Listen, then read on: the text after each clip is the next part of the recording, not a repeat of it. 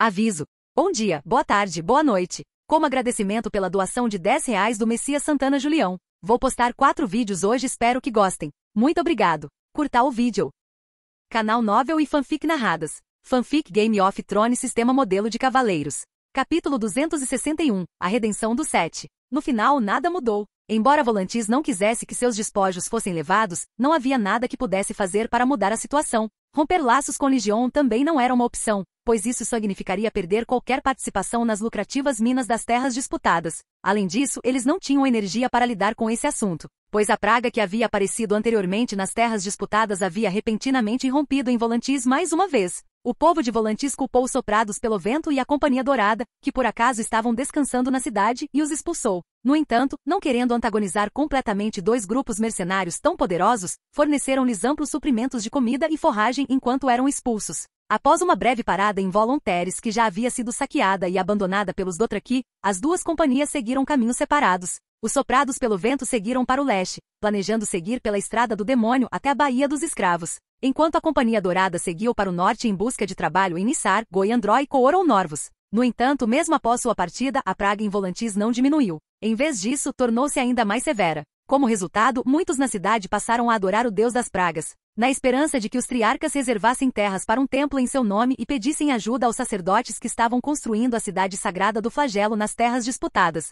Para os governantes de Volantis, alocar terras para um novo templo não foi uma decisão difícil. Embora a cidade fosse devotada principalmente a Lolor, o Senhor da Luz, a quem quase todos os nativos de Volantis, tanto plebeus quanto nobres, adoravam. Isso não significava que fossem incapazes de tolerar outras religiões. De fato, templos para o Leão da Noite, os Cantores da Lua e o Deus de muitas faces já existiam na cidade, e seus seguidores coexistiam, ainda que com desconforto, com os devotos de Lolor. Ter outro deus entre eles não era necessariamente um problema. No entanto, a ideia de convidar os sacerdotes do Deus das Pragas representava um problema para a elite de Volantis. A conquista de Mir por Legion deixará claro que a igreja do Deus da Calamidade lhe era totalmente leal. Corria até o boato de que as estátuas do deus haviam sido projetadas pelo próprio Legion em vez de representar uma forma específica. Elas ostentavam apenas um único símbolo, o mesmo emblema que marcava o punho da espada no brasão de Legion. Essa estreita associação entre Legion e a igreja do Deus da Calamidade deixou Volantis profundamente inquietos. Eles temiam que, através da igreja, Legion pudesse se infiltrar em Volantis, assim como fizera com Tirosh e Mir, conquistando-a sem precisar sequer sacar uma lâmina.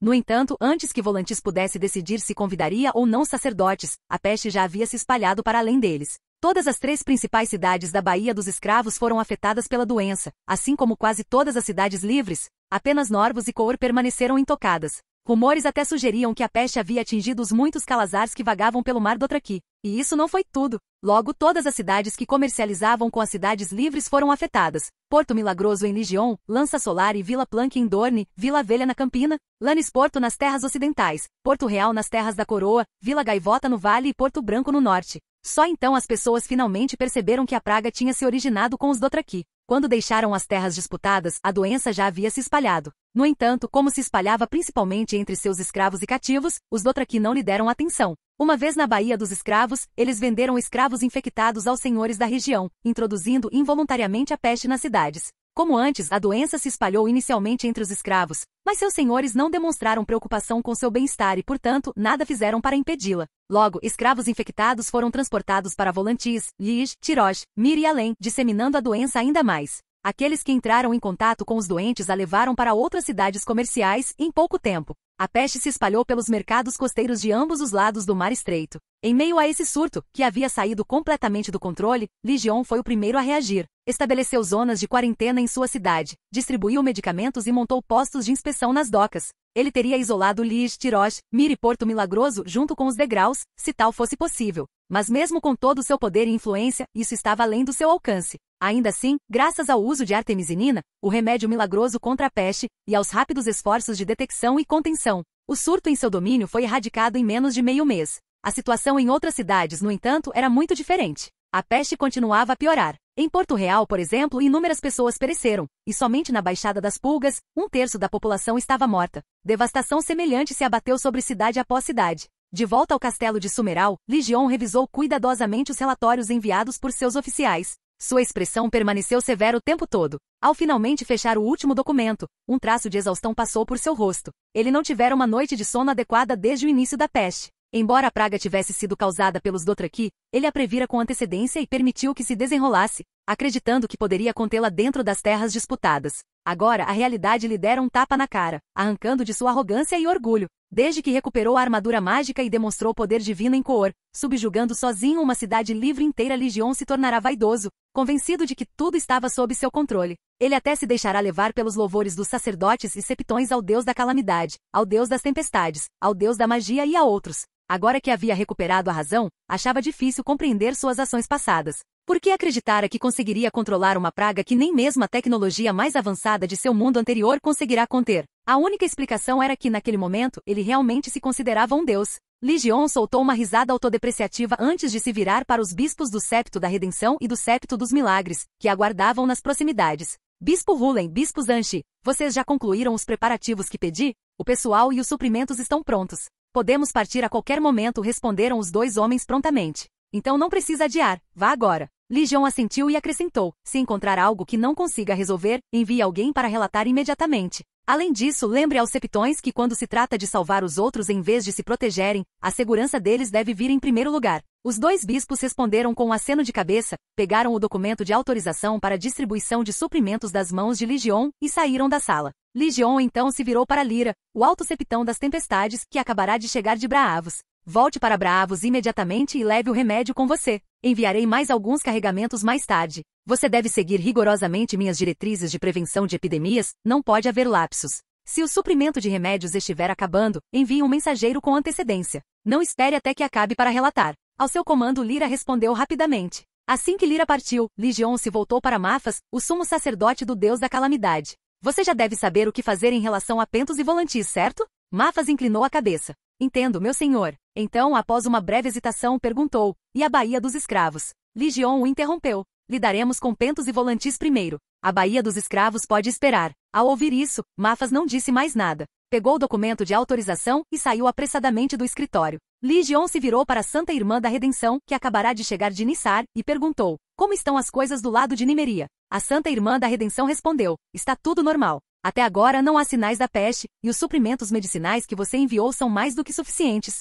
Ela disse quando voltaria? Ligion perguntou em voz baixa. A Santa Irmã balançou a cabeça. A senhora espera que Augustus possa ficar em Nissar por um tempo. Ligion soltou uma risadinha autodepreciativa. O que é isso, uma separação? Ele suspirou e assentiu. Quando voltar, leve Augustus com você. Também enviarei alguns mestres especializados em construção. Com isso, Ligion se levantou e, acompanhado pela Santa Irmã, saiu do escritório, indo em direção ao ninho do dragão que havia sido construído especialmente em um lado do castelo. Quando ele chegou, os Vivern, estivessem eles voando no céu ou descansando na plataforma, instintivamente se reuniram ao redor dele, cutucando levemente com suas cabeças em uma demonstração de afeto. Embora tivessem apenas alguns meses de vida, os Vivern haviam crescido rapidamente, e o primeiro lote já havia alçado voo. Os esforços de Ligion para domesticá-los haviam sido extremamente bem-sucedidos. Sua natureza selvagem havia sido cuidadosamente contida, e apesar de sobrevoarem livremente a cidade da Redenção por dias, eles nunca atacaram pessoas ou animais, prova de que o treinamento havia funcionado. A coordenação entre os escolhidos e os Vivern também estava melhorando.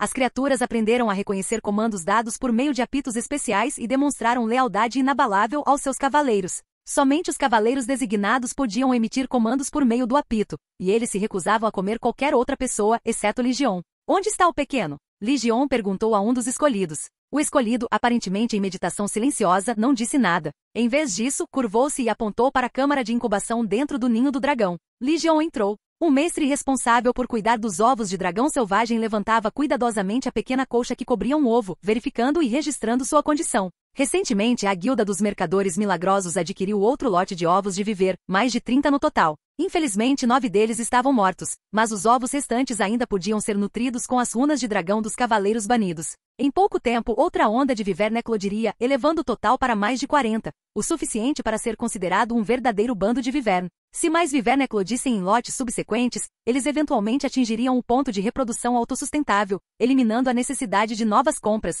Ligion passou pela incubadora de dragões e entrou na câmara onde ovos de dragão verdadeiros estavam sendo incubados. Vários irmãos do silêncio e irmãs sagradas estavam ao lado da mesa de incubação, encarregados de proteger Augustus, que dormia profundamente sobre a mesa, segurando um ovo de dragão nos braços. Enquanto Ligion estiver ausente comandando o ataque às terras disputadas, Augustus permanecerá no castelo. Por algum motivo, ele desenvolvera uma predileção pela câmara de incubação, principalmente por dormir abraçado a um ovo de dragão. Não importava quantas vezes Ligion tentasse corrigir esse hábito ao retornar, o garoto se recusava a mudar. A princípio, Ligion especulou que Augustus pudesse compartilhar algum tipo de vínculo misterioso com o dragão em gestação. No entanto, após realizar repetidos exames, não encontrou tal conexão. A verdade era muito mais simples. O pequeno simplesmente gostava do calor da casca do ovo conforme o tempo esfriava. Ao chegar à câmara de incubação, Ligion caminhou até lá, pegou Augustus do lado do ovo de dragão e o entregou à Santa Irmã da Redenção. Ele então instruiu os Irmãos do Silêncio e a Santa Irmã responsáveis pela guarda da criança a acompanhá-lo até Nissar. Augustus se mexeu um pouco quando foi levantado, mas logo voltou a dormir nos braços da Santa Irmã, completamente alheio ao fato de que seu pai o havia entregado à mãe. À medida que os sacerdotes e septões do Septo da Redenção e do Septo dos Milagres partiam para cidades como Porto Real com suprimentos e remédios, a praga em Westeros gradualmente foi ficando sob controle. Vila Velha foi a primeira a erradicar completamente a peste. Antes mesmo da chegada do povo de Ligion, os mestres de lá já haviam colocado todos os indivíduos infectados em quarentena e, juntamente com a casa Igotover, imposto um bloqueio rigoroso a todos os navios que chegavam e partiam. Embora o remédio da cidadela não fosse tão eficaz quanto a artemisinina, ainda conseguiu retardar a propagação da peste. Assim que o povo de Ligion chegou, sua principal tarefa era simplesmente tratar os infectados que já haviam sido contidos. Comparadas a Vila Velha, outras cidades se saíram muito pior, com Porto Real sendo a mais afetada. Inúmeras pessoas morriam todos os dias, e toda a população ficava confinada em ambientes fechados. Curandeiros, septões e mestres marcavam as portas das casas infectadas com símbolos, e coletores de cadáveres transportavam os mortos para o fosso dos dragões para a cremação. O fedor de corpos queimados pairava sobre a cidade o tempo todo, e uma camada de gordura cadavérica já começava a cobrir as paredes dos prédios. A cena evocou memórias da grande doença da primavera de um século atrás, as semelhanças eram estranhas. Durante o surto, o rei, a rainha e os altos funcionários da corte fugiram para Arrinhal, abandonando Porto Real. A Fortaleza Vermelha ficou sob a vigilância de um punhado de soldados, enquanto o resto da cidade foi isolado, impedindo a entrada ou saída de ninguém. Quando o Septo da Redenção chegou com vastas quantidades de remédios e suprimentos, o povo de Porto Real irrompeu em cânticos de o sete acima de tudo, e o escolhido salva. O fervor só se intensificou quando os septões assumiram o tratamento médico, resgatando incontáveis moribundos das garras do estranho. A cidade inteira foi consumida pelo zelo religioso, com até mesmo estrangeiros de diferentes religiões se convertendo ao sete. O mesmo fenômeno ocorreu em Lança Solar, Vila Gaivota, Porto Branco e até mesmo Lanisporto. À medida que a peste diminuía, a fé do sete atingiu níveis sem precedentes, e a crença em um salvador divino tornou-se a doutrina dominante. A reputação de Ligion eclipsava todas as outras. Não era exagero dizer que o prestígio combinado dos grandes senhores dos sete reinos empalidecia em comparação ao dele. Capítulo 262. O impacto da peste e a construção da nação. Após um ano, a peste em Westeros foi finalmente erradicada. O rei Robert declarou o dia em que o último paciente em Porto Real se recuperou e saiu da quarentena como o dia da redenção. Embora essa praga não tenha se espalhado para cidades do interior de Westeros como a grande doença da primavera aconteceu há um século, graças aos rápidos lockdowns nas principais cidades, a velocidade e a gravidade de seu surto excederam em muito as de seu antecessor. Tomemos como exemplo Porto Real. Embora não tenha sido reduzido a um deserto completo, quase metade de sua população pereceu. Famílias inteiras foram dizimadas. Quando uma pessoa adoecia, a infecção se espalhava para toda a família sem deixar sobreviventes. A Baixada das Pulgas, antes fervilhante de vida, agora tinha menos de 5.000 habitantes. O Fosso dos Dragões permaneceu repleto de montanhas de cadáveres em chamas, e levaria meses, se não mais, para limpar completamente os restos mortais. Outras cidades se saíram um pouco melhor que Porto Real, mas não muito, especialmente Porto Branco. Como maior porto do norte, a população de Porto Branco nunca foi particularmente grande, e as perdas causadas por essa praga prejudicaram gravemente a cidade. No entanto, a perda de vidas foi apenas um dos muitos problemas que os senhores de Westeros agora enfrentavam. O custo econômico foi imenso, a arrecadação de impostos despencou. As disputas por herança aumentaram e as taxas de criminalidade dispararam enquanto a ordem lutava para ser restaurada. Até mesmo Robert, um rei mais interessado em banquetes e torneios do que em governar, foi forçado a abandonar seus prazeres e permanecer sentado no trono de ferro para lidar com as consequências. Do outro lado do Mar Estreito, a situação espelhava a de Westeros em muitos aspectos. Com Lyra, a alta septão do templo do deus da tempestade, assegurando remédios de Sumeral, Braavos rapidamente controlou sua praga. A reputação do templo do deus da tempestade disparou durante a crise e ao fim da praga, seus seguidores estavam atrás apenas dos adoradores dos cantores da lua, tornando-se a segunda maior fé de Braavos. No entanto, enquanto a influência do deus da tempestade crescia principalmente em Braavos, a fé no deus da calamidade se espalhava rapidamente pelas cidades livres. As cidades que sofriam com a peste naturalmente acolheram a fé, mas até Norvos, intocada pela doença, erguia um templo dedicado ao deus da calamidade, com a aprovação de seus sacerdotes barbudos. Coor, já uma fortaleza do deus da calamidade devido à influência de Ligion, viu um aumento ainda maior de seguidores. A fé da Cabra Negra e de Errilolor, outrora dominante na cidade, foi completamente ofuscada. As duas facções religiosas rivais antes inimigas, foram agora forçadas a se unir apenas para resistir à ascensão avassaladora da adoração ao deus da calamidade. Uma transformação semelhante ocorreu em Volantis. Após a igreja do deus da calamidade erradicar com sucesso a praga, um templo dedicado à divindade foi erguido no coração da cidade, em frente ao templo vermelho do Senhor da Luz. Mafas Pansien não se demorou em Volantis. Assim que a praga da cidade foi controlada, ele conduziu seus seguidores em direção à Baía dos Escravos, vendo ali a oportunidade perfeita para espalhar a fé. Se perdessem essa chance, não havia como prever quando outra surgiria. Entretanto, Mafas e seus seguidores logo retornaram às terras disputadas. A praga na Baía dos Escravos havia se espalhado muito mais rápido do que o esperado. Como a doença se espalhava principalmente entre escravos, os senhores da Baía dos Escravos adotaram uma abordagem brutal, porém eficaz. Eles simplesmente enterraram vivos todos os escravos infectados, eliminando a praga na origem. Embora esse método deixasse pouco espaço para a intervenção do deus da calamidade, as 3 principais cidades da Baía dos Escravos ainda construíram templos em seu nome. Não é de surpreender que quase todos os adoradores da divindade na região fossem escravos. Comparados aos 7 reinos, as cidades livres e a Baía dos Escravos, os Dothraki, como fonte da praga, foram os que mais sofreram. Os Dothraki tinham profundas superstições sobre magia, rejeitando curandeiros, bruxas e feiticeiros. Eles não apenas recusavam tratamento com tais pessoas, como também evitavam qualquer contato com elas.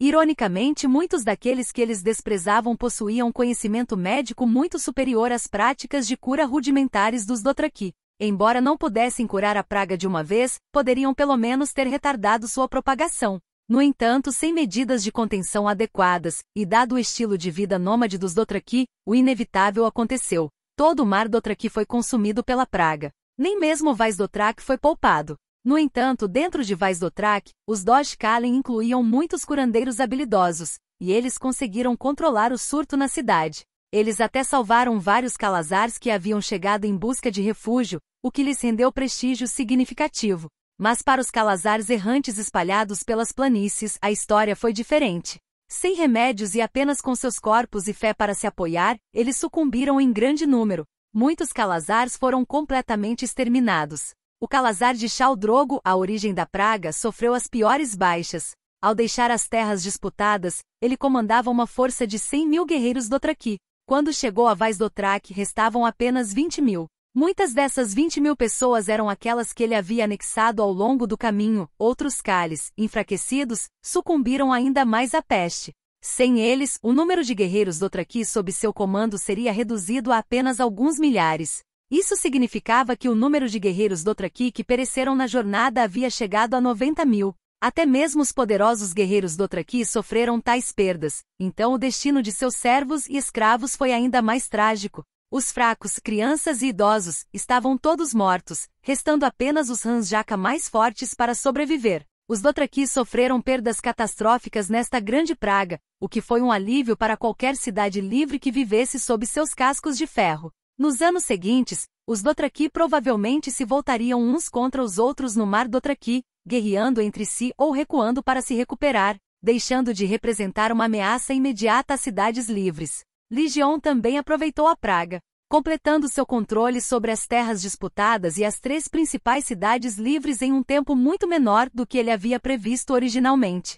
Embora a governança das 3 cidades permanecesse praticamente inalterada, Ligion assumiu o controle das forças armadas e da polícia. Metade da receita tributária arrecadada era enviada para Sumeral. Da metade restante, uma parte era destinada a salários e despesas militares, restando apenas um quarto para a construção e manutenção das cidades. Todas as cidades livres adotaram o modelo de divisão de poder de Mir, elegendo o magistrado-chefe do comércio e o magistrado-chefe civil dentre os magistrados, triarcas e mercadores para supervisionar todos os magistrados e manter o governo da cidade. No entanto, o magistrado da guerra era nomeado diretamente por Sumeral e geralmente era um comandante de guarnição, raramente interferindo na administração civil. Durante a peste, a cidade sagrada do flagelo também foi estabelecida, ao contrário dos templos de outras divindades. O templo do deus da calamidade não detinha autoridade direta sobre a cidade. Em vez disso, Legião manteve o controle, e a guarnição da cidade era administrada pela Legião Escolhida, tornando-a semelhante à governança de Porto Milagroso. A principal diferença era que o templo tinha permissão para estabelecer uma força militar religiosa conhecida como Filhos do Desastre. Seu número era estritamente limitado a 1000 guerreiros, e somente aqueles que passassem pelos testes de calamidade impostos por Legião tinham permissão para se juntar às suas fileiras. Enquanto isso, a reconstrução de Nissar progredia sem problemas. A cidade havia sido poupada da devastação da peste, dispunha de amplos recursos e não precisava de novas fundações. Como resultado, a cidade foi rapidamente reconstruída sobre suas antigas ruínas. Mais e mais Roinares se reuniram ali, e a população logo ultrapassou 200.000, atingindo a capacidade atual de Nissar. Para evitar a superlotação, Nimeria teve que redirecionar a população para outros lugares. Alguns foram enviados para Goiandrói, onde se juntaram aos órfãos do Sangue Verde na reconstrução do assentamento, enquanto outros foram enviados para Arnói para restaurar outra antiga fortaleza Roinari. À medida que a praga em Volantis se aproximava do fim, Nimeria liderou a frota que ela havia preparado há muito tempo para expurgar os piratas fluviais do Lago da Ger. Com a ajuda do Velho do Rio, ela lidou facilmente com os navios piratas no lago. Quanto aos que se escondiam em cavernas nas ilhas, ela não demonstrou piedade. Ordenou que grandes quantidades de lenha úmida fossem incendiadas e jogadas nas cavernas, enchendo-as com uma fumaça densa antes de selar as entradas com pedras enormes. Depois, ela estabeleceu 3 fortalezas aquáticas no lago, formando 3 frotas navais dedicadas a caçar quaisquer piratas restantes. Naquela época, Nimeria havia garantido o controle sobre o curso médio do Rhoine, mantendo firmemente em seu poder as vastas terras ao redor de Nissar. Você quer fundar um reino? Legião perguntou, ligeiramente surpreso enquanto olhava para Nimeria, que agora se portava com um ar completamente diferente. Depois de garantir o trecho central do Rhoine, Nimeria retornou a Sumeral com Augustus. Porém, desta vez ela não tinha intenção de ficar por muito tempo. Ela tinha outros planos. Você se opõe a isso? A voz de Nimeria carregava um peso majestoso. Ela havia mudado, não na aparência ou na estatura, mas na presença. Antes ela fora uma guerreira. Agora era uma rainha. Ela exalava a mesma aura de comando que Robert, e seu tom de voz era permeado por uma autoridade silenciosa, mas inegável. Legião achou difícil se adaptar a essa transformação. Ele gentilmente arrancou Augustus da perna e o entregou à Santa Irmã da Redenção, instruindo-a a levá-lo ao covil do dragão para brincar, dando a si mesmo um momento para organizar seus pensamentos. Quando ficaram sozinhos, ele perguntou diretamente, vocês planejam ficar em Nissar para sempre? Nimeria ficou em silêncio por um momento, depois assentiu. E Tumbleton? Perguntou Legião. Nimeria o encarou, como se estivesse surpresa por ele precisar perguntar. Somos marido e mulher. Naturalmente, Tumbleton pertence a você. Você já pensou em como o Trono de Ferro reagirá? Pressionou Legião. Nimeria respondeu, ainda precisamos nos preocupar com a reação do Trono de Ferro? Legião queria argumentar, mas não conseguia encontrar as palavras, porque Nimeria estava certa. Naquele momento, ele realmente não precisava se preocupar com a resposta do Trono de Ferro. Após a grande doença da primavera, não apenas o Trono de Ferro havia sido enfraquecido até a medula, como os grandes senhores de Westeros também sofreram perdas devastadoras. Naquele momento, era muito mais provável que estivessem preocupados com a expansão do cada vez mais poderoso Salão de Verão do que com a possibilidade de Nimeria estabelecer um reino no continente de Essos. Legião pensou por um momento e então perguntou, que nome você dará a este reino? Ao ouvir isso, Nimeria soube que ele havia concordado. Embora tivesse se portado com absoluta confiança ao chegar no fundo, ainda estava ansiosa. Afinal, a única razão pela qual ela conseguirá estabelecer Nissar fora por causa de Legião sua reputação, seus recursos. Se ele se opusesse à fundação de um reino, ela não teria escolha a não ser abandonar esse plano há tanto tempo acalentado. Na verdade, fundar um reino Rhoinaro ao longo do Rhoine nunca fora uma decisão impulsiva. Desde o momento em que pôs os pés em Nissar, a ideia se enraizou em sua mente. Todas as políticas que implementou lá, da estruturação política à organização militar, passando pela definição de limites territoriais, visavam a esse objetivo. A única coisa que faltava era o apoio de Legião. Mesmo assim, ela se sentia inquieta antes dessa conversa, pois sabia exatamente o quanto estava pedindo. Se estabelecesse um reino, teria que permanecer lá por longos períodos como governante. Ela não tinha certeza se Legião aceitaria tal arranjo, com marido e mulher vivendo em terras diferentes. Mas agora, finalmente, ela pôde respirar aliviada. Um sorriso se abriu em seu rosto. Vou chamá-lo de Rhoine. Legião assentiu levemente. E depois que o reino for fundado, qual será o próximo passo? Nimeria pensou por um momento. Pretendo construir uma estrada ligando a rodovia valeriana de Mirapentos. Dessa forma, o Rhône terá uma ligação direta com Sumeral. Os suprimentos poderão ser transportados por terra em vez de depender de volantis. Li Jion assentiu novamente. Vou pedir ajuda ao pessoal de Mir. Nimeria continuou. Também pretendo expandir as fronteiras do reino para o sul, até as Dores, até Shoyane. Li Jion ergueu uma sobrancelha. Shoyane está infestada de homens de pedra. Como você pretende lidar com a escama cinzenta que eles carregam? A caverna negra tem cura? Nimeria perguntou. É difícil, admitiu Li Jion, balançando a cabeça. Não há tratamento eficaz no momento. O povo acredita que a amputação é a solução, mas a Caverna Negra já testou esse método. Os resultados foram medíocres. A princípio, pareceu funcionar, mas logo a aflição ressurgiu em outra parte do corpo. No meio da frase, ele parou de repente, com a expressão mudando. Após uma breve pausa, disse: construirei um assentamento de pesquisa perto de Shoyane especificamente para estudar escama gris. Você será responsável por proteger a área e capturar homens de pedra para estudo. O olhar de Nimeria se aguçou. Você já pensou em uma cura? Li Jion assentiu. Eu conheço uma poção que pode reverter a petrificação, mas ela foi originalmente projetada para petrificação mágica. Se funciona contra a escama gris, não sei dizer. Pior ainda, os ingredientes-chave da poção foram extintos. Teremos que experimentar alternativas, e isso pode levar anos. Nimeria não se intimidou. Tudo bem, não há pressa. Então, com um brilho peculiar nos olhos, ela fixou o olhar em Li Jion. Mas há uma terceira questão importante após a fundação do reino, uma que precisamos resolver imediatamente. Li Jion piscou. O que foi? Por que a urgência? Nimeria se aproximou, abraçou e murmurou: precisamos ter outro filho. Ele, ou ela, será o herdeiro do reino de Lorne. Com isso, ela não perdeu tempo em pegar a mão de Li Jion e levá-lo em direção aos aposentos do castelo. Capítulo 263. O Kraken em ação. Naber gritou para os marinheiros no convés, suas mãos agarrando o leme firmemente enquanto ele dirigia o escaler através das ondas agitadas pela tempestade. Como capitão de um barco de pesca de Lannisporto, ele já havia enfrentado inúmeras tempestades, mas nunca baixou a guarda. Já vira muitos marinheiros perecerem por subestimarem o mar. Momentos antes, um tripulante fora arrastado para o mar por uma onda enorme. Era evidente que ele estava perdido. Não era um novato, havia passado mais de uma década no mar, mas até ele havia sido vítima da fúria do oceano. Diante do mar, veteranos e novatos estavam à sua mercê. Olha, Naber, olha ali. A fúria dos tritões. É a fúria dos tritões. O vigia que estava amarrado ao mastro berrou por cima da tempestade enquanto apontava para o lado do porto. O estômago de Naber se revirou quando ele voltou o olhar naquela direção. No horizonte distante, uma estranha linha branca havia aparecido na água. Mas não era uma linha, era uma parede de ondas enormes. Os marinheiros chamavam esse fenômeno de fúria dos tritões, alegando que as ondas furiosas eram causadas por sereias furiosas rolando sob a superfície.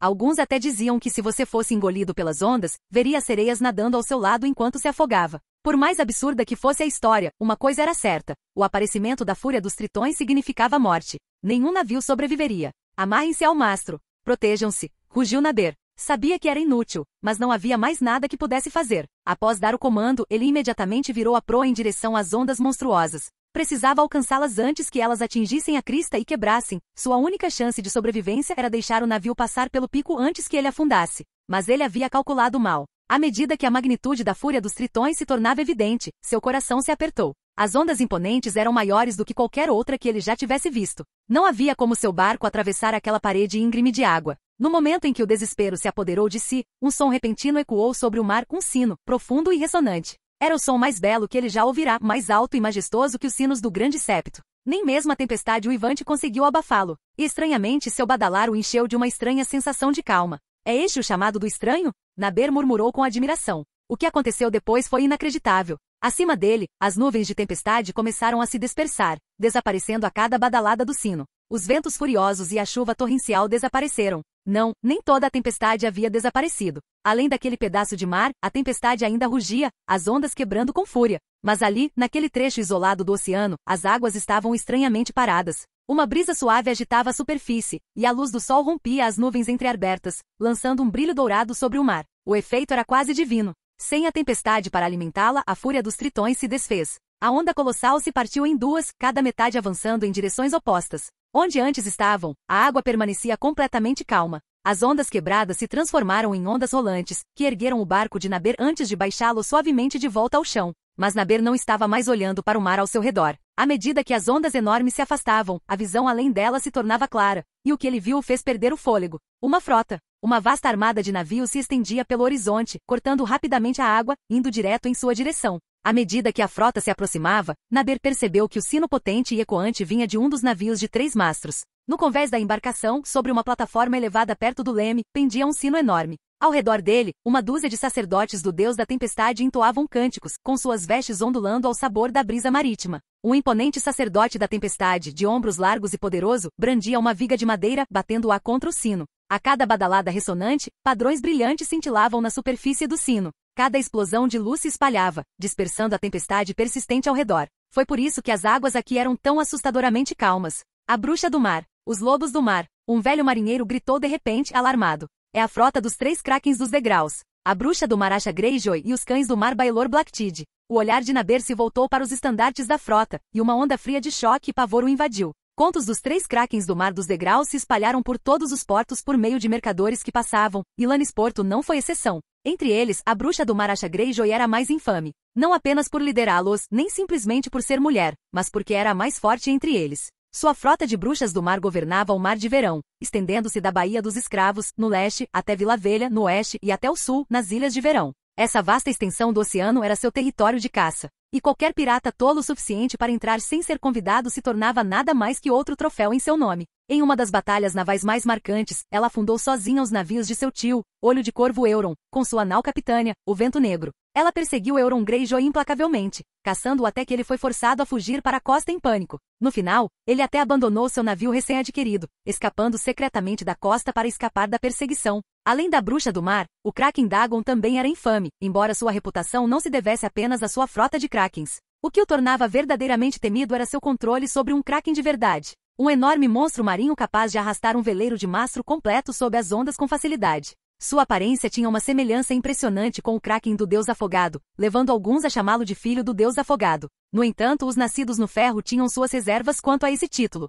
Se Dagon fosse de fato o filho do Deus Afogado, isso implicava que eles eram inferiores em estatura ao Deus da Tempestade, o eterno inimigo do Deus Afogado. Afinal, o Deus da Tempestade havia assumido a forma de Legion Tarran, senhor de Sumeral e príncipe do Mar Estreito, o mesmo homem a quem Dagon jurou lealdade. Comparado à fama generalizada de Asha e Dagon, o último dos 3 monstros marinhos, Baelor Blacktide, era bem menos conhecido. Na maioria das histórias sobre os 3, Baelor era pouco mais que a sombra de Asha, sempre aparecendo como seu segundo em comando durante as batalhas navais. Mas aqueles que realmente entendiam de guerra naval nunca subestimaram Baelor. O Cão do Mar sabiam muito bem que, embora suas habilidades pudessem não se igualar às de Asha, a diferença não era grande. Certa vez, Asha e Baelor perseguiram uma frota pirata nas águas da Árvore. A frota da Árvore partiu com força total, com a intenção de interceptar os 2 monstros marinhos. Diante disso, Asha continuou perseguindo os piratas, enquanto Baelor sozinho detinha a frota de Arbor. Através de uma batalha feroz de manobras e atrito, ele conseguiu imobilizar a frota superior de Arbor dentro de uma área confinada do mar até que Asha lidasse com os piratas e retornasse para ajudar. Enquanto a maioria das pessoas pensava na frota milagrosa como a força dominante que controlava o Mar Estreito, aqueles realmente familiarizados com a guerra naval sabiam que os 3 monstros marinhos eram os guerreiros marítimos mais formidáveis de Legion Tarran. Agora, 2 dessas frotas lideradas por Krakens haviam chegado ao Mar do Poente, ao longo da costa oeste de Westeros, comandando centenas de navios de tamanhos variados. Eles também trouxeram consigo um sino enorme, um artefato que lembrava algo saído da lenda do Deus da Tempestade. Enquanto navegavam, o sino soou dispersando as tempestades no mar. Era improvável que essa grande demonstração fosse apenas uma demonstração de força para os portos costeiros. Certamente fazia parte de um plano maior. Pouco depois de os barcos de pesca de Lannisporto encontrarem a frota de Asha e Baelor, os navios já estavam se aproximando do porto. Ancoraram perto da costa e enviaram barcos menores a Lannisporto para comprar suprimentos. Mesmo atracados, os sacerdotes do Deus da Tempestade continuaram a tocar o enorme sino, afastando as nuvens de tempestade e acalmando o mar. O badalar do sino ecoou muito além de Lannisporto, podia ser ouvido até mesmo em Rochedo Casterly. Tywin, Kevan e membros da Casa Tyrell, juntamente com seus vassalos e conselheiros, estavam em uma plataforma com vista para a Baía de Lannisporto. Observavam os inúmeros navios espalhados pela água sem que nenhum deles falasse. Uau! Sorte a nossa que esses 2 Krakens não são como seus parentes, senão, se fossem do tipo saqueador, Lannisporto estaria em apuros. Comentou Tyrion em tom brincalhão. Arrastou um banquinho, subiu nele e encostou-se no parapeito enquanto contemplava o mar. Tywin franziu a testa e se virou para ele, com a voz áspera. Você deveria estar inspecionando os esgotos em vez de ficar aqui falando bobagens. Tyrion encarou o pai com uma expressão calma. Desculpe, pai, mas talvez você tenha esquecido. Eu não supervisiono mais os esgotos. Hoje em dia, sou apenas um vagabundo preguiçoso. Se você não suporta me ver, pode me dar umas moedas. Vou sumir antes de gastar tudo, como se você nunca tivesse tido um filho como eu. Tivin apenas bufou em resposta e se virou, recusando-se a olhar para ele novamente. Kevin, que estava por perto, também se sentiu incomodado com a relação tensa entre pai e filho. Para evitar que brigassem na frente de seus vassalos, ele rapidamente interrompeu, mudando de assunto. Qual o propósito desses dois Krakens fazendo uma entrada tão triunfal? Isso está sob as ordens de Legion Tahan? Não é óbvio. Tyrion foi o primeiro a falar. Uma frota de centenas de navios não zarpa sem um motivo. Deve ser para as Ilhas de Ferro. A bruxa do mar, Asha Greyjoy, provavelmente está retornando para reivindicar o título de seu pai,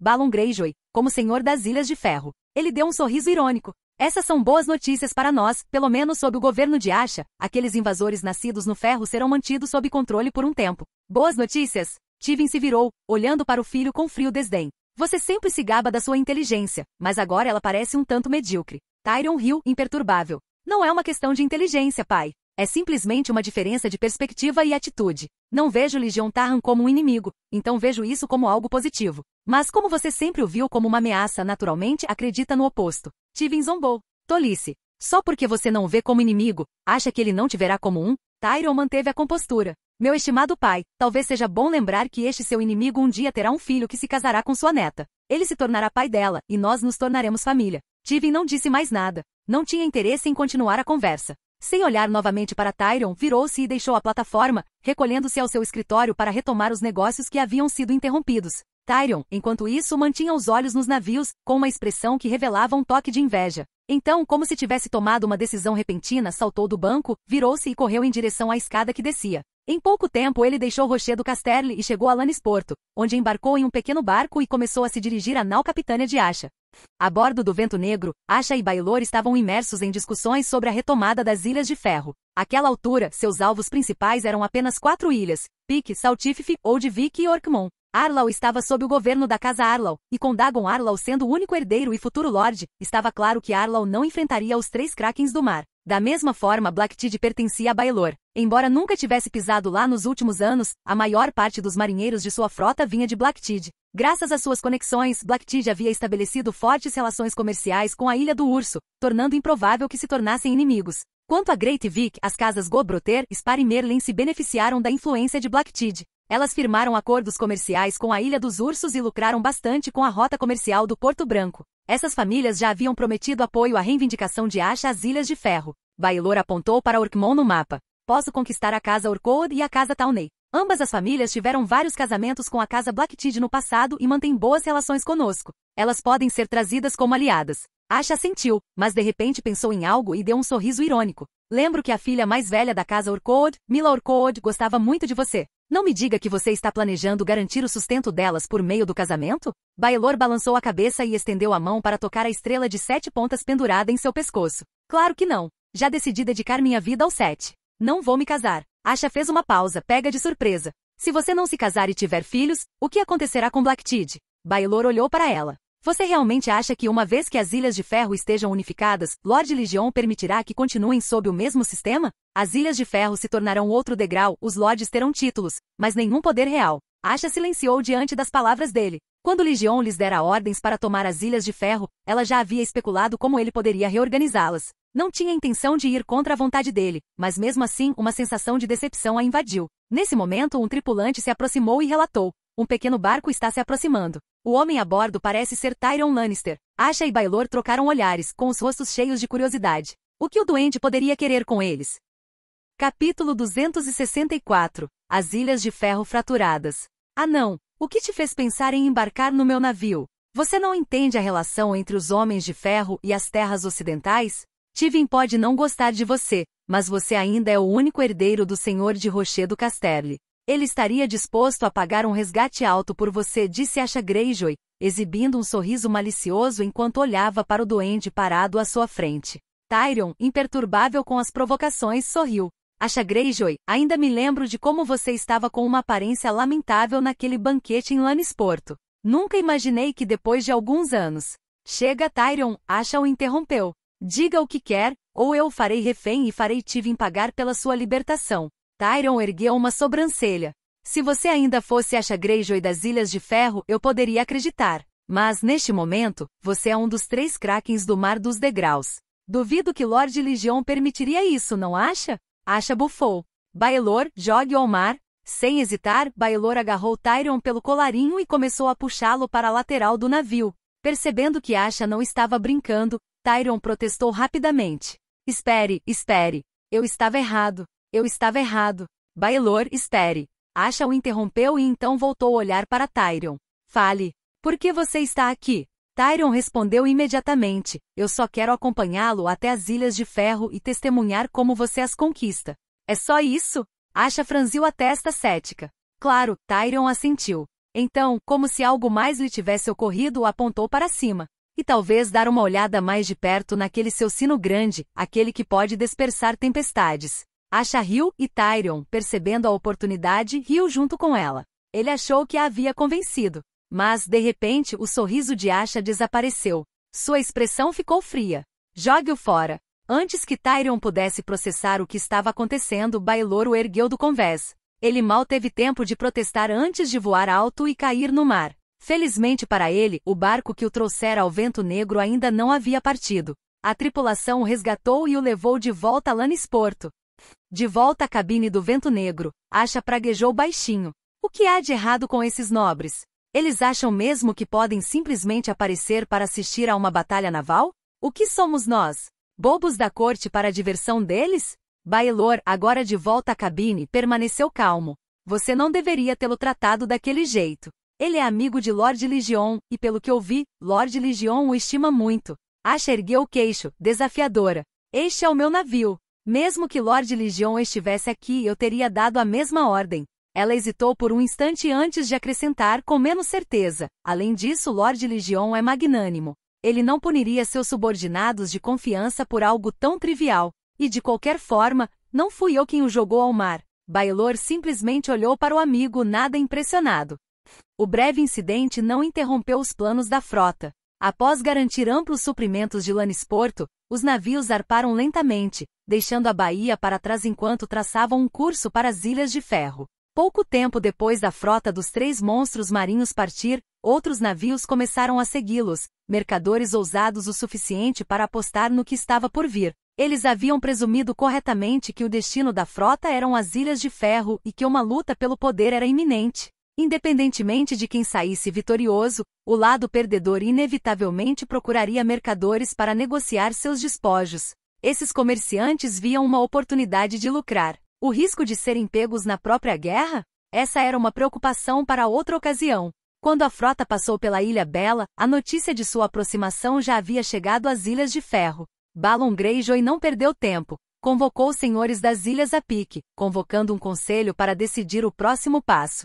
Onde estão os homens de Blacktide, Arlow e Grande Vic? Morreram todos? Balon Greyjoy sentou-se na cadeira de pedra do mar, com uma expressão sombria enquanto observava os lordes e capitães reunidos no salão. Seu rosto estava sombrio, seu temperamento mais repugnante do que a tempestade que se formava lá fora. Não creio que eles venham, disse o chefe da casa Sunderly, de Saltífife. Eles deixaram claro que não intervirão no conflito interno da casa Greyjoy. Conflito interno? Ah! Que desculpa conveniente. Que desculpa conveniente.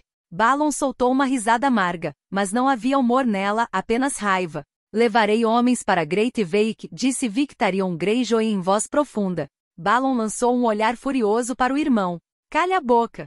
Você tem ideia do que está acontecendo? Se você levar a frota de ferro, o que acontece com Pique? Deixamos aquela garota, Asha, pousar sem oposição? Gorold Gorbroter de Amerornen, que tinha um bom relacionamento com Victarion, interveio para mudar o rumo da conversa. Meus contatos em Lannisporto contaram os navios que Asha e Baelor trouxeram consigo, 430 dracares, 150 veleiros armados, 70 navios de guerra de 2 mastros e 2 navios de guerra de 3 mastros. O salão caiu em um silêncio pesado. A frota de ferro mal tinha mais de 100 navios, a maioria deles embarcações antigas e remendadas, recuperadas da última guerra. Havia menos de 40 navios novos entre eles.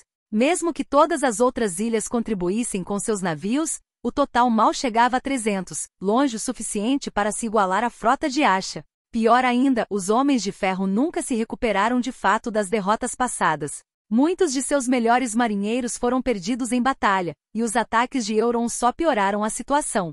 Simplesmente não havia homens treinados o suficiente para tripular seus navios. A frota de Asha, por outro lado, era tripulada por guerreiros veteranos que haviam lutado ao seu lado no Mar de Verão. A diferença de habilidade e experiência era impressionante. Então, Alinhorkod de Orkmon se pronunciou: não se esqueçam, a frota de Asha carrega o artefato do Deus da Tempestade. Meus homens dizem que ele pode controlar tempestades. Alinhorkod outrora temera e respeitara Euron Greyjoy e por essa razão, o apoiara. Quando Euron fugiu de volta para as Ilhas de Ferro, foi Alyn quem forneceu homens para auxiliar em seus ataques. Mas agora Euron estava derrotado, humilhado, caçado como uma presa por Asha. E assim como seu medo outrora fora direcionado a Euron, agora se voltava para Asha. Ele pretendia apoiar sua reivindicação à cadeira da Pedra do Mar, mas ocultara sua lealdade, esperando o momento certo para se revelar seu aliado. No momento em que Alyn mencionou o artefato do Deus da Tempestade, murmúrios encheram o salão. Todos ali entendiam o poder de controlar tempestades no mar. As forças de Asha já eram superiores em número, navios melhores e marinheiros mais experientes. Se ela realmente tivesse uma relíquia capaz de manipular o clima, não havia chance de vitória para a Frota de Ferro. O Deus da Tempestade é o eterno inimigo do Deus Afogado. Aeron de cabelos molhados levantou-se de repente, sua voz ecoando pelo salão. Não podemos permitir que seus seguidores pisem em nossas terras. Esta não é apenas uma guerra pelo domínio das Ilhas de Ferro, é uma guerra entre o Deus Afogado e o Deus da Tempestade. Nós devemos. Suficiente. A fala de Aeron foi interrompida por uma voz zombeteira. O Deus da Tempestade deu a Asha um artefato que controla as tempestades, um presente para ajudá-la na batalha. Diga-me, Aeron, o que o Deus Afogado nos deu? Ele enviará lulas gigantes para lutar ao nosso lado? Quem falou foi Savany Botley, o senhor de Porto da Fidalga. Ele não era aliado de Asha, nem estava particularmente preocupado com a rixa da família Greyjoy. Suas palavras não tinham a intenção de apoiar Asha, mas sim de atacar o próprio Aeron. Anos antes, quando Robert Baratheon incendiou Fidalporto, Savany quis reconstruir a cidade. Mas em vez de obter os homens e recursos necessários, Aeron os levou ordenando-lhes, em nome do Deus Afogado, que reconstruíssem Pique. E assim, Lord Irtor permaneceu em ruínas, e Savany ganhou o escárnio de ser chamado de Senhor das Ruínas. Ele desprezava Aeron por isso. E por extensão, ressentia-se das intermináveis disputas internas da casa Greyjoy. Para ele não importava quem vencesse a luta. No fim, um Greyjoy ainda governaria as Ilhas de Ferro, e nada mudaria. A maioria dos lords presentes no salão compartilhava do mesmo sentimento. Não importava como a guerra terminasse, o vencedor ainda seria um Greyjoy. Suas vidas permaneceriam inalteradas, exceto que se escolhessem o lado errado, seriam eles que sofreriam as perdas. Você não consegue ouvir as ondas? É a fúria do Deus Afogado.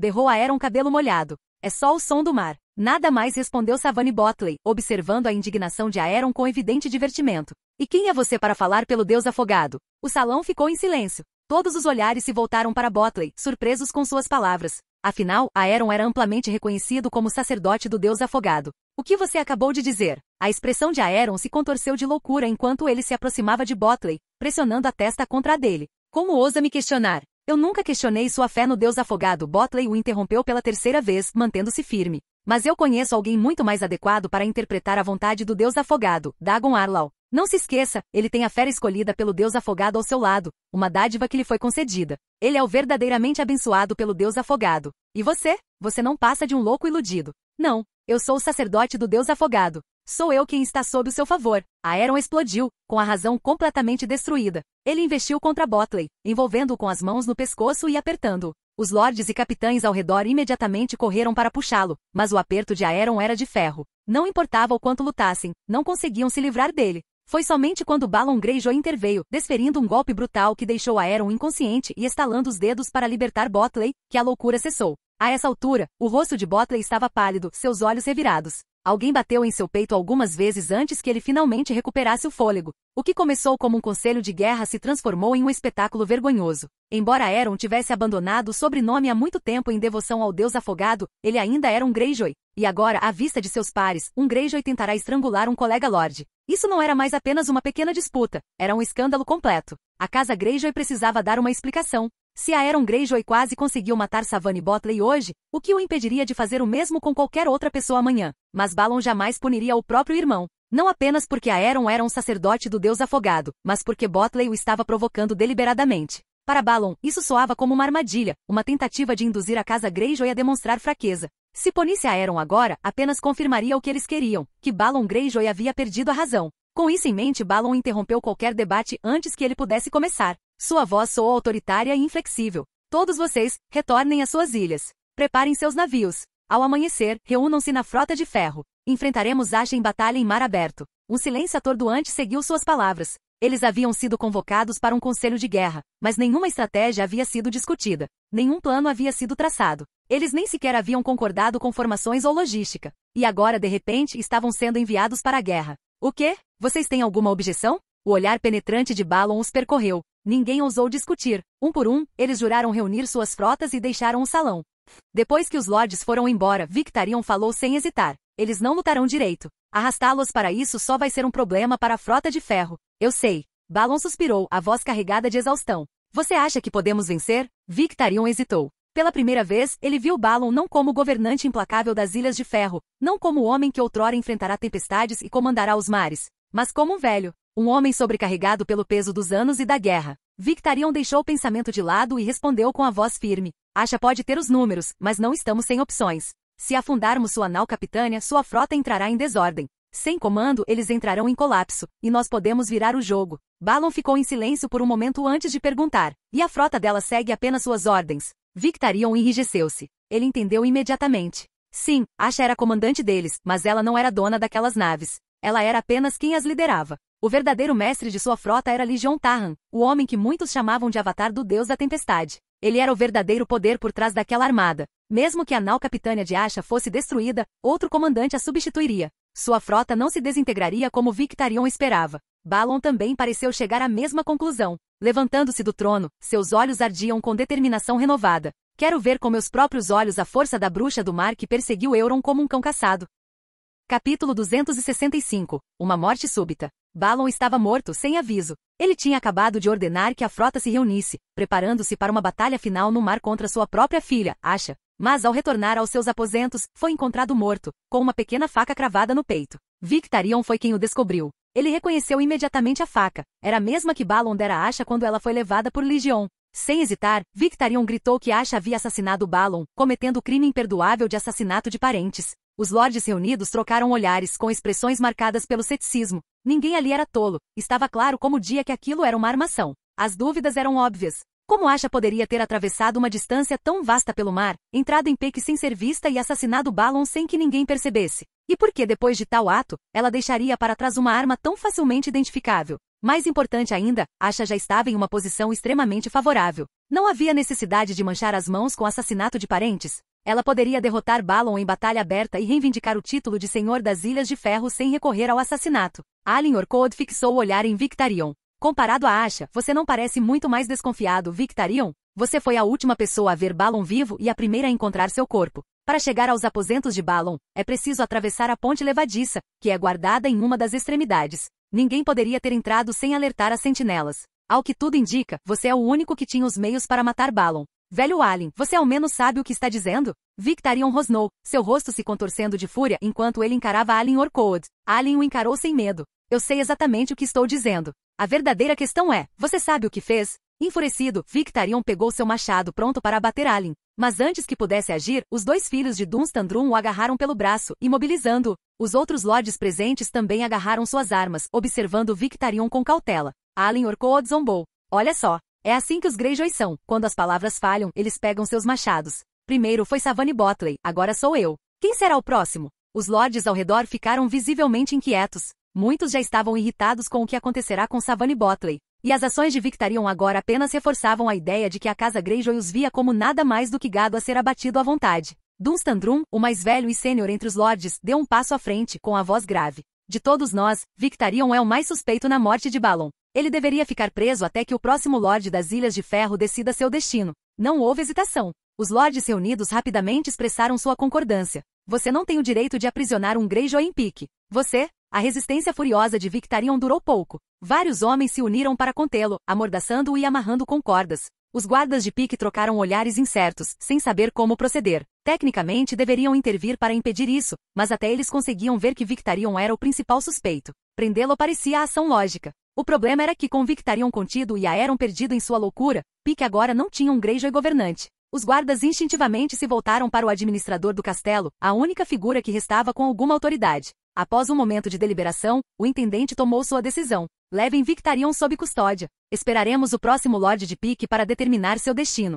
Com a ordem dada, os guardas se adiantaram e arrastaram Victarion para longe. Após sua partida, os lordes deixaram os aposentos de Balon a pedido do intendente. Este então ordenou que o corpo de Balon fosse preparado. Um caixão simples foi feito com tábuas de madeira, e o corpo foi colocado dentro para aguardar a chegada do próximo governante de Pique. De volta ao grande salão de Pique, os lordes permaneceram reunidos para discutir seu próximo movimento. Devemos seguir a tradição, declarou Dunstan Drum, com a voz carregada de autoridade. Devemos convocar uma assembleia de homens livres imediatamente para eleger um novo senhor das Ilhas de Ferro e nos unir contra a frota de Asha Greyjoy. Sua ânsia foi recebida com silêncio. Além de seus 2 filhos que prontamente aplaudiram em concordância, os demais lordes o olhavam com variados graus de descrença, alguns perplexos, outros francamente desdenhosos. Alyn Orcood zombou. Uma assembleia de homens livres exige a presença de todos os lordes das Ilhas de Ferro. Qualquer homem tem o direito de se candidatar à coroa. Mas, neste momento, os lordes de Great Vic, Blacktide e Arlaw nem estão aqui. Espera que os convoquemos em tão pouco tempo? Ele cruzou os braços, o olhar penetrante de ceticismo. Mesmo que concordassem, levaria pelo menos 10 dias para preparar uma assembleia de homens livres de verdade. Enquanto isso, a frota de Asha chega amanhã. Acha mesmo que temos tempo para isso, Lord Dunstan? Ou planejava realizar uma assembleia de homens livres aqui e agora, apenas com os homens neste salão? O rosto de Dunstan ficou vermelho, seus olhos se moveram como se tivessem sido pegos em flagrante. Estava claro. Era exatamente isso que ele esperava. Então, uma voz da multidão se pronunciou. Uma assembleia de homens livres ainda importa? Mesmo se elegermos o novo senhor das Ilhas de Ferro, ele conseguirá derrotar a frota de Asha? No fim das contas, ela não leva o título de qualquer maneira? Um murmúrio de concordância percorreu os lordes reunidos. A lógica era difícil de refutar. Alguns se opuseram, dizendo, uma mulher como senhor das Ilhas de Ferro? Já posso imaginar como os continentais vão zombar de nós. A mulher de quem você fala está liderando centenas de navios de guerra em nossa direção, e não temos como detê-la. Alyn Orcood lançou um olhar furioso para o dissidente e disse, da próxima vez, pense antes de falar. Considere se você tem o direito de menosprezar os outros. Esse comentário não foi apenas um insulto a você, foi um insulto a todos nós. Ele então se virou para os lordes reunidos e continuou. Nossa única escolha agora é lutar ou nos render. Os lordes concordaram com a cabeça. Alyn Orcood propôs. Já que não conseguimos chegar a um consenso e Balon está morto, devemos decidir isso do jeito antigo. Os outros expressaram sua aprovação. Eles instruíram o administrador do castelo de Pique a fazer os preparativos necessários antes de deixar o salão. Cada lorde saiu, escolheu uma pedra que representava sua posição e retornou para colocá-la na caixa preparada pelo administrador. Quando a última pedra foi lançada, o mordomo levantou a tampa e derramou conteúdo no chão. O resultado foi claro. Apenas um punhado de pedras afiadas e irregulares simbolizando a guerra, enquanto o restante eram seixos lisos e arredondados representando a rendição. Com a decisão tomada, os lordes não perderam tempo. Retornaram às suas respectivas fortalezas para se preparar para a chegada do novo governante. Também enviaram emissários à frota de Asha para estabelecer contato e evitar conflitos desnecessários.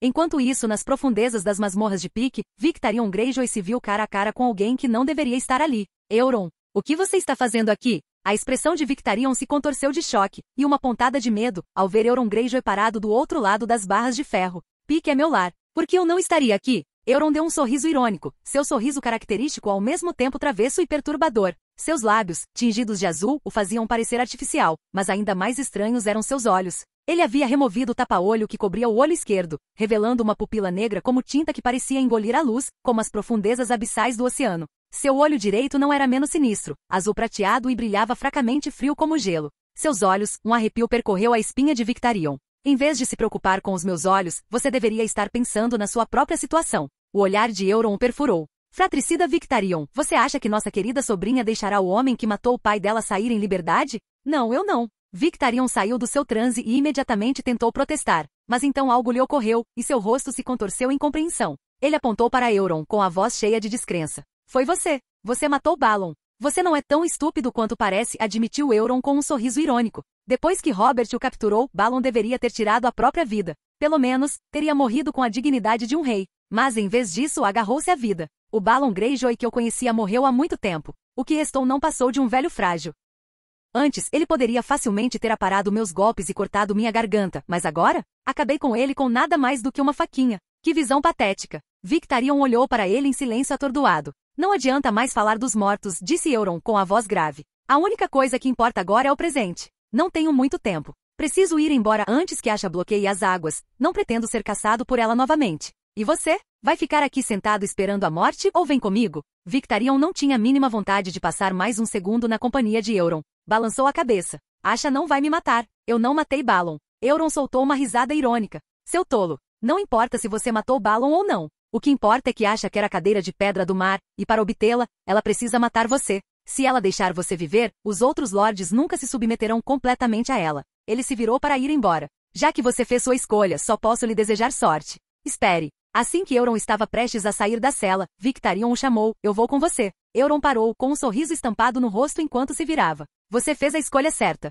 Com um simples aceno para os guardas que estavam de guarda, Euron libertou Victarion. Apesar de sua longa ausência das Ilhas de Ferro, Euron ainda tinha homens leais em pique, lealdade que ele estava mais do que disposto a usar. Victarion flexionou levemente os braços amarrados antes de pegar o machado que lhe foi entregue pelo guarda. Não podemos simplesmente ir embora assim. Levem-me para a Frota de Ferro. Não vou deixar aquela Asha ficar com os meus navios. Era exatamente isso que eu estava pensando, disse Euron, assentindo com um olhar cúmplice. Ele entendia muito bem que o motivo de Victarion para tomar a Frota de Ferro não era o que ele alegava. Não se tratava de negar os navios a Asha, mas sim de usar a frota para desafiá-lo. Euron não se importou. Aos seus olhos, não demoraria muito para que tivesse a frota de Victarion sob seu comando, e no final, o resultado seria o mesmo. Fosse por descuido do mestre de pique ou simplesmente pela suposição de que a prisão de Victarion tornava desnecessários novos avisos, nenhuma mensagem havia sido enviada à Frota de Ferro. Assim, quando Victarion, Euron e seus homens chegaram, a frota desconhecia completamente o que havia acontecido em pique. Eles ainda viam Victarion como seu comandante. O resultado era inevitável. Quando o mestre de pique finalmente enviou uma mensagem à frota, já era tarde demais, Victarion já havia assumido o comando e zarpado. Só então perceberam que Victarion havia escapado.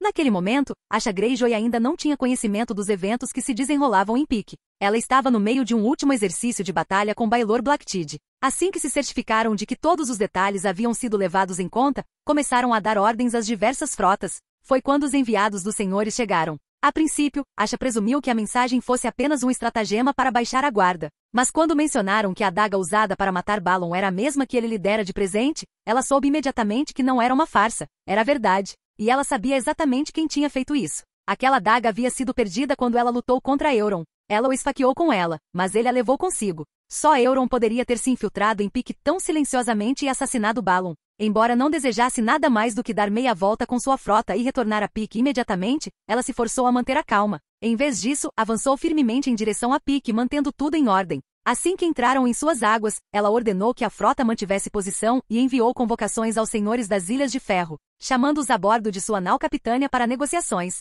No final, não houve surpresas. Os senhores de Old Vic e Saltífife já haviam decidido se render, enquanto os outros Blackteed e Great Vic não ofereceram resistência. Asha Greyjoy tornou-se a governante incontestável das Ilhas de Ferro. Seu primeiro decreto como governante foi emitir um mandado de prisão para Euron e Victarion, declarando os traidores que assassinaram Balon e fugiram com a Frota de Ferro. Obrigado por assistir, se gostou deixa o like e inscreva-se. Quanto mais apoio mais vídeos, e se possível apoie o canal doando no Pix do canal na descrição do vídeo. Qualquer valor ajuda, assim o canal pode trazer fanfics e novels de autores pagos e novos vídeos são postados com mais frequência. Muito obrigado a todos, curtam o canal.